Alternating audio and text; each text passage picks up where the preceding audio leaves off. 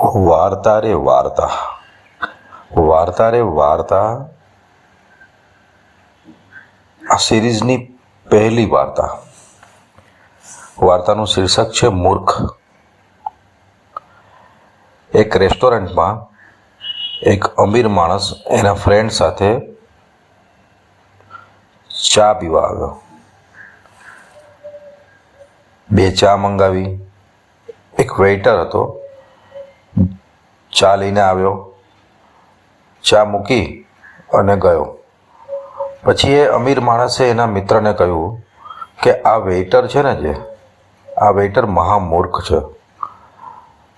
એટલે એના મિત્રએ કહ્યું કે મૂર્ખ કઈ રીતે, અને વેઇટર છે એનું એક લેવલ હોય બુદ્ધિનું, એ પ્રમાણે જ ચાલે, પણ મૂર્ખ તું કઈ રીતે કહી શકે, એવી કેવી મૂર્ખાઈ કરી. આ અમીર માણસે કહ્યું કે 2 મિનિટ ઊભો રહે, હું તને સાબિત કરી આપું. બંને ચા પીધી અને જ્યારે પૈસા આપવાનો કે બિલ આપવાનો, બિલના પેમેન્ટ વખતનો ટાઈમ થયો, ત્યારે વેઇટરને કીધું કે વેઇટર અહીંયા આવ, લે આ બિલ, તારી સર્વિસ અમને બહુ ગમી, લે તું આ પેમેન્ટ લઈ જા. વેઇટર પેમેન્ટ લઈને ચાલતો થયો. પછી આ અમીર માણસે વેઇટરને પાછો બોલાવ્યો અને વેઇટરની સામે એક 100 રૂપિયાની અને એક 500 રૂપિયાની 2 નોટ મૂકી અને કીધું કે તારી સર્વિસથી હું ખુશ થયો છું, આ બેમાંથી તને જે ગમે એ ટીપ તરીકે તું રાખી લે. અને વેઇટરે 500 રૂપિયાની નોટ ન લેતા 100 રૂપિયાની નોટ લીધી અને એ 100 રૂપિયાની નોટ લઈ અને ખુશી ખુશી થેન્ક યુ કહીને જતો રહ્યો. એટલે અમીર માણસ અને એની સાથી જે માણસ આવેલો એ બંને હસવા માંડ્યા. અને પેલા માણસે અમીર માણસને કીધું કે તારી વાત સાચી છે, આ મહામૂર્ખ છે, અને 500ની નોટ લેવી જોઈતી હતી. આ માણસ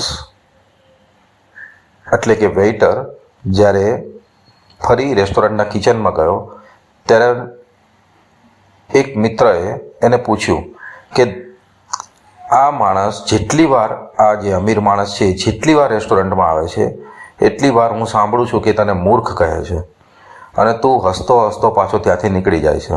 તને ખરાબ નથી લાગતું? તને ખોટું નથી લાગતું?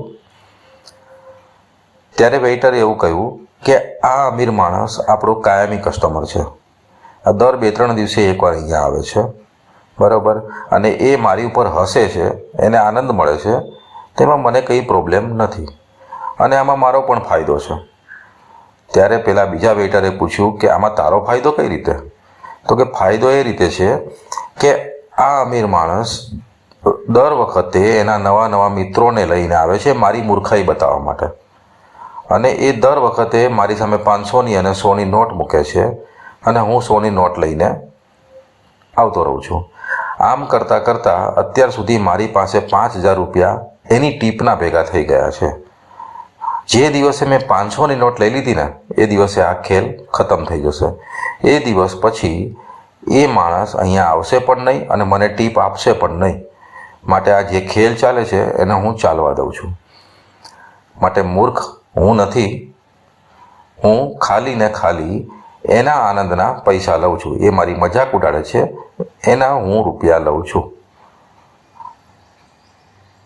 આ વાર્તાનો સાર ફક્ત એટલો છે કે ઘણીવાર દેખીતી રીતે લાગતો મૂર્ખ માણસ ખરેખર મૂર્ખ હોતો નથી. એ સમજદાર હોય છે, સંજોગોનો મારેલો હોઈ શકે, પણ સમજે છે બધા.